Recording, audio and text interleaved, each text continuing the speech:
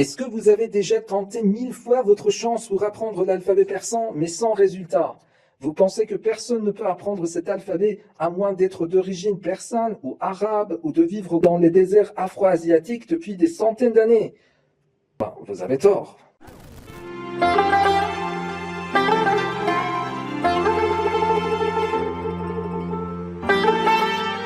Bonjour, salam, moi c'est Hassan et ici c'est la chaîne Persantique où on va apprendre ma langue maternelle, le persan ou tel que nous l'appelons, Farsi. Si vous souhaitez en savoir plus sur cette langue et cette culture, n'hésitez pas à vous abonner et activer la cloche pour recevoir les notifications des nouvelles vidéos. Prenez un stylo et un papier et c'est parti. Dans cet épisode, nous allons examiner les voyelles persanes. Les voyelles sont en fait les éléments qui forment une syllabe, des sons qui donnent vie aux consonnes immobiles et figées, les mettant en mouvement pour former ensemble des sons porteurs de sens. Je sais que de simples explications théoriques risquent de vous embrouiller davantage, alors sans plus tarder, passons directement à l'essentiel. En persan standard, il existe 6 voyelles. Pour comparaison, sachez que la langue française en compte 16. Cela signifie que nous n'avons pas une tâche trop compliquée devant nous.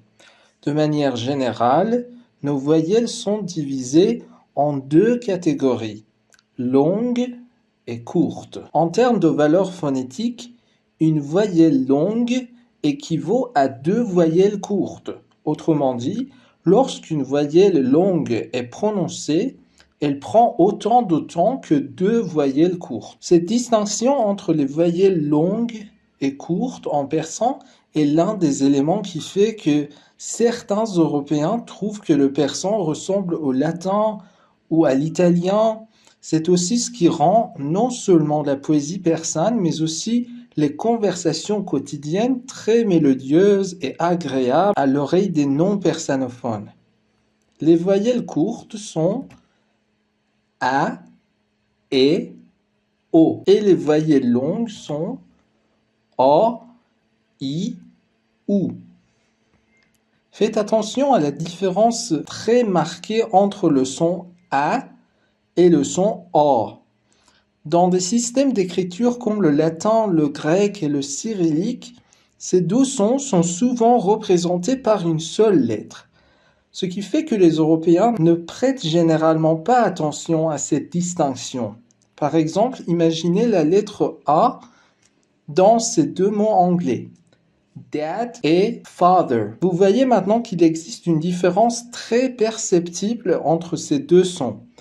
En persan standard, le son A est toujours court, tandis que le son O est toujours long. A, O. Un autre point à noter est que les voyelles courtes ne sont jamais représentées dans l'écriture persane. La raison est que, historiquement, les changements de voyelles courtes n'ont généralement pas entraîné de modifications importantes du sens. Cela s'applique également en arabe. Les signes utilisés pour les voyelles courtes sont toujours des marques secondaires et ne sont pas utilisés dans l'écriture formelle. Ils ne sont utilisés que dans 2 cas. Pour les débutants, comme les enfants ou les non-persanophones, et aussi lorsque le contexte pourrait conduire à une mauvaise lecture. Examinons maintenant chaque voyelle individuellement. Avant de commencer à apprendre les voyelles, faisons connaissance avec une lettre qui, dans l'ordre de l'alphabet persan, est la première, mais que je n'ai pas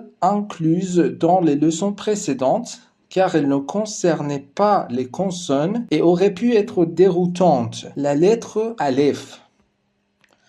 Cette lettre possède en fait 2 formes d'écriture, finale et isolée. Cela ne signifie pas qu'elle ne peut pas apparaître au début d'un mot, mais simplement qu'elle n'a pas de forme spécifique pour cette position. Comme vous pouvez le constater, cette lettre est utilisée pour représenter différentes voyelles. Avec les exemples que nous verrons dans les diapositives suivantes, cela deviendra plus clair pour vous.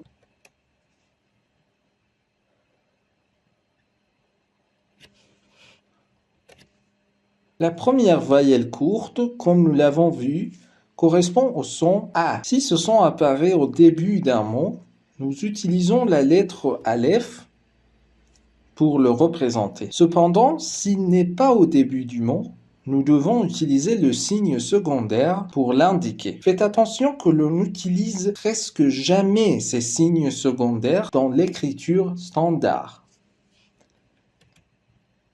Arrêt, arrêt, si, sac, sac, chien.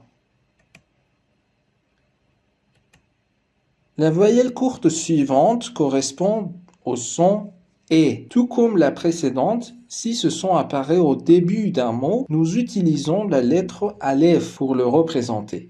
Sinon, dans une écriture standard, il n'est généralement pas indiqué, sauf à l'aide du signe secondaire. Par exemple, Emza, Emza, signature. Khers, khers, ours. Khane, khane, maison. Mive, mive, fruit. Et enfin, la dernière voyelle courte correspond au son O. Lorsqu'elle n'est pas au début d'un mot, elle est parfois représentée par le signe secondaire et parfois par la lettre Vav. Par exemple, ocaq, ocaq, four. Poste, poste. Nok, nok, bec. La première voyelle longue en persan correspond au son A. Pour écrire A, nous utilisons toujours et partout la lettre Aleph. Observez ces différentes formes dans les exemples. Ab, ab, de l'eau. Al-an, al-an, maintenant ou l'instant. Mah, mah, la lune. Rah, rah, chemin, façon, manière.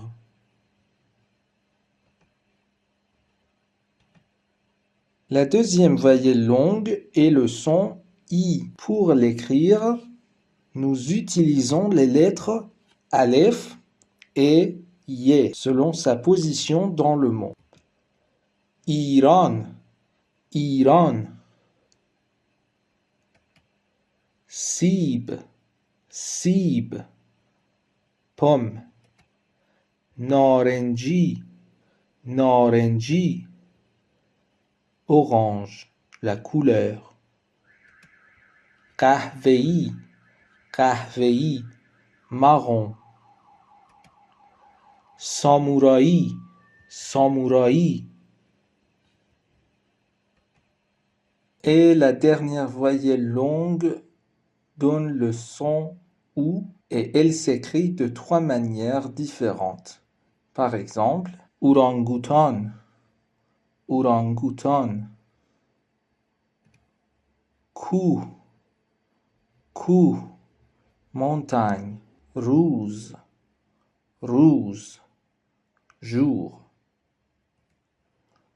Ahou, ahou, gazelle.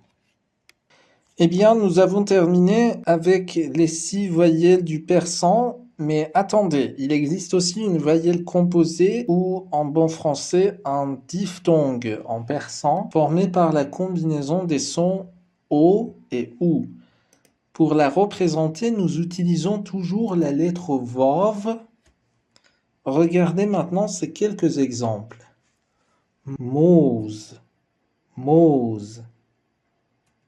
On ne dit pas mose, on dit mose. Hose, hose. Doulat, doulat. شوهر شوهر.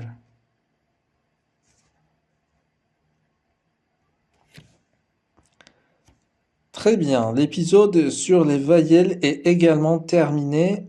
Je sais qu'il pourrait subsister des zones d'ombre, mais avec la pratique des exemples, vous maîtriserez ces notions petit à petit. Pour vous entraîner, écrivez votre prénom dans les commentaires, une fois avec l'alphabet latin et une autre fois avec l'alphabet persan. Vous connaissez maintenant l'alphabet persan dans son intégralité. Dans les prochaines leçons, j'ajouterai des points complémentaires, puis nous passerons à la première leçon. D'ici là, adieu, Bedroud.